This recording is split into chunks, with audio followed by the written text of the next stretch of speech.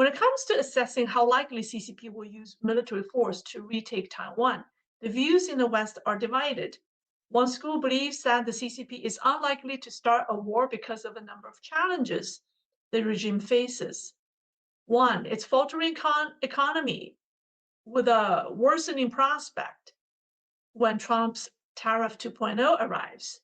Two, corruption in the military and defense industry has weakened the effectiveness of PLA's hardware. Three, the deadly loop of relentless political purges, low morale, and a loyalty crisis, which then generates another round of purges, low morale, and loyalty crisis. So you should think that the CCP isn't confident in launching an attack on Taiwan. However, the other school of thought believes that CCP's threat is ever more dangerous, and they argue that these economic, personnel, or hardware weaknesses aren't enough to deter CCP because the regime has never aimed to win based on pure military or economic strength. Unlike the West, where geopolitical struggles are largely confined to governments and militaries, the CCP has mobilized its entire population in an asymmetric war against the West. Well, a 2022 Chinese essay titled, "Why is the US Destined to Lose to China?" explains the concept. So it opens by saying this. It says, why is the US destined to lose to China? Because the standards for victory and defeat between China and the US are different. The two countries have different levels of tolerance for losses, and their threshold for admitting defeat is also different. The author used the Korean War as an example.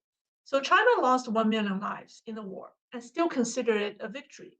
But for the US, losing 100,000 lives meant total defeat. In a 2016 article published on Sina military website, which has a similar title called "Why China Will Win Over the US," a Chinese author, who I think is a military strategist, echoed the view in the 2022 article by arguing that the fact that the underdog China was bold enough to fight the much superior US military in Korea and forced the Americans to make a concession was a victory for the Chinese. Their success was that they were able to divide the Korean peninsula into halves. So from that perspective, the Chinese think they win. Now, we know that in 1957 in Moscow, Mao Zedong advocated for a nuclear war. He stated that losing half of the world's population wasn't a big deal, and China would still have 300 million people left. The author of the 2022 essay argued that China's willingness to lose half of its people to win a war is its standard for victory and a measure of its war potential. And the Chinese author called Americans psychologically fragile. Okay, so to the CCP, this is American weakness they can take advantage of. Can Americans survive on eating grass? In fact, it would never even reach that point.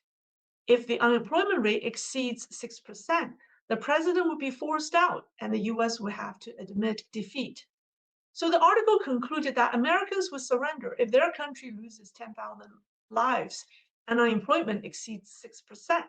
And for that reason, the author concluded that the US is destined to lose. I brought up this article to show you that the ongoing US-China confrontation, has never been and will never be a symmetrical game. It's asymmetrical warfare. It's not a competition between two governments. It's not war between two militaries. The CCP has weaponized its people against the West. It was during the Civil War in 1947. 200,000 poorly equipped CCP troops defeated the ROC nationalists' 600,000 well-equipped elite troops. So how did the CCP defeat its opponent? Well, during the first wave of attack, the PLA used elderly people as human shields in front of their troops. the nationalist soldiers couldn't open fire on the grandpas and grandmas. This allowed the PLA to advance. During the second wave, the PLA used children and made another advancement. The most dramatic was when the PLA used naked women to walk in front of their soldiers. By then, the nationalist soldiers completely lost their will to fight because they're mentally troubled. And so they lost the battle. This defeat was significant that it affected the morale of the nationalists. And from there on, they lost a number of other battles and eventually lost the Civil War and retreated to Taiwan. So in the history of human wars, military fights military. Civilians are left alone. But the CCP has taken Chinese citizens as hostage on its war wagon. So American government is up against the CCP regime plus the Chinese people. And the American military will be up against the Chinese PLA plus the Chinese people. Now, the CCP's confidence in battling the West stems from the success of this covert playbook. You see, the West lacks good understanding of CCP's asymmetrical war by using of civilians. Of course, time has changed, and it's difficult for the CCP to copy what they did in the 1940s by forcing the civilians to join them in the battlefield, like what they did in the 1940s. But the concept still holds true. The same things have happened in a more covert manner. First is DeepSeek, which is a Chinese high-tech copycat whose claim of technological supremacy in AI has now been debunked. However, its tremendous success wasn't technical, but rather causing panic in global financial markets, which triggered a sell-off that wiped out nearly $1 trillion in market value. There are reports indicating that Chinese state-linked social media accounts actively promoted DeepSeek's AI models and amplified DeepSeek's release across platforms like X, Facebook, Instagram, and also other Chinese media platforms. So in my opinion, Chinese state-affiliated entities, both online and offline, leveraged coordinated strategies to generate significant attention for DeepSeek's AI models. Through a team of online social media accounts and offline so-called experts and KOLs, the CCP influence operation in the West successfully manipulated public sentiment and influenced market dynamics. And another set of examples is South Korea and Taiwan, which I discussed recently. The CCP is successful in bringing great political turmoil in both countries and has effectively controlled the parliament of Taiwan and South Korea. By doing so, Beijing was successful in meddling Taiwan and South Korea's internal affairs, such as drastically cutting defense budgets and paralyzing certain government functions. So you wonder how Beijing is able to do that. Well, in South Korea, the CCP uses the large number of Chinese Koreans or Korean Chinese. So the CCP used them to influence Korean media, politicians, and other KOLs. In Taiwan, they do it a little differently. They offer Taiwanese business opportunities in China that they can refuse. They also control the mainland Chinese community in Taiwan, which is mostly Chinese women who married Taiwanese men. And one of my fans forwarded me a video on X showing a US Navy recruiting office in Alhambra, California, that's staffed entirely by Chinese recruiters. The working language in the office is exclusively Chinese.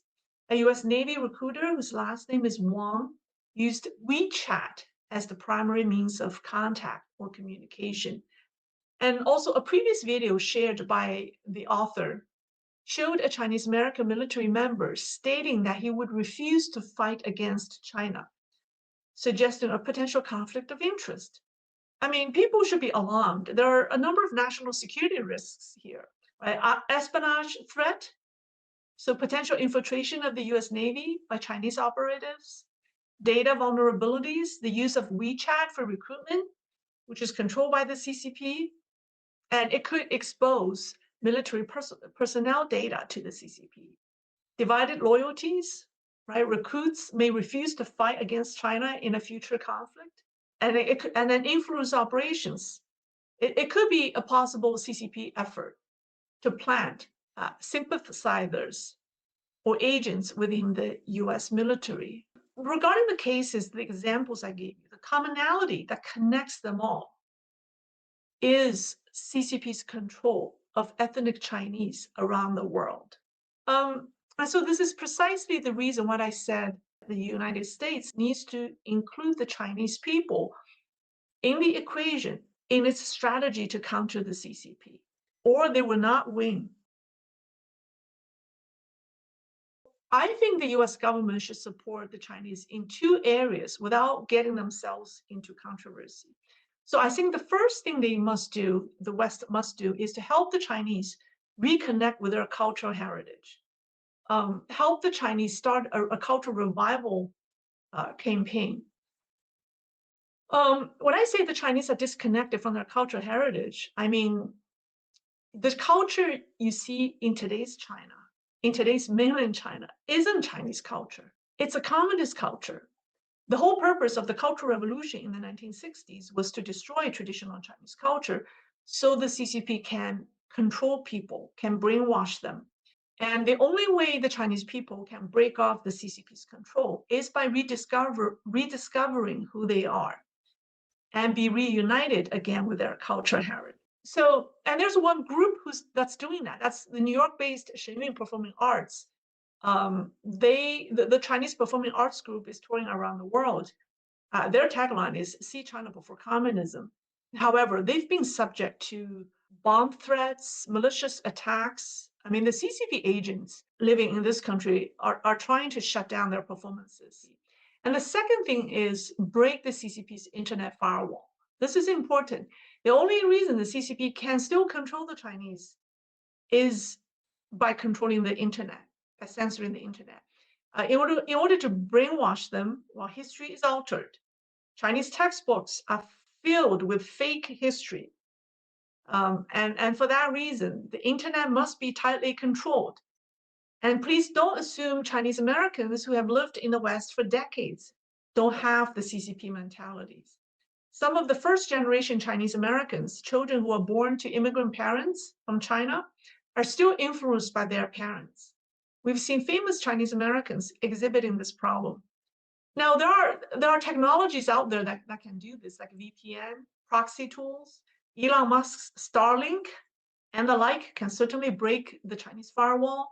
There are global internet freedom technologies, such as there's an organization called Global Internet Freedom Consortium. It's a nonprofit established in 2006 and has played a role in advancing internet freedom in countries like China, Iran, and Burma.